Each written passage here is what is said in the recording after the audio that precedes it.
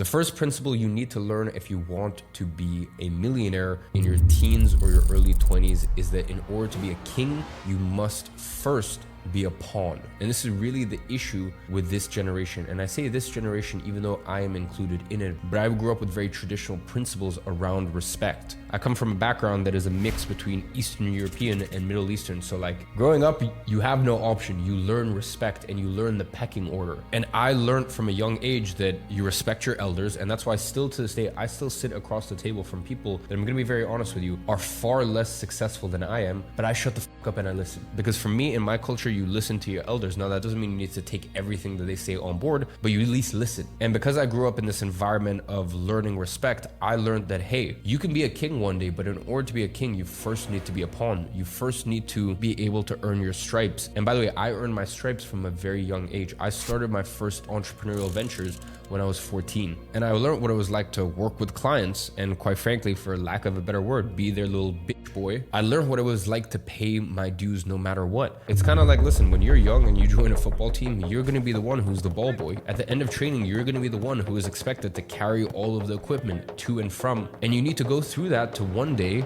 become the captain.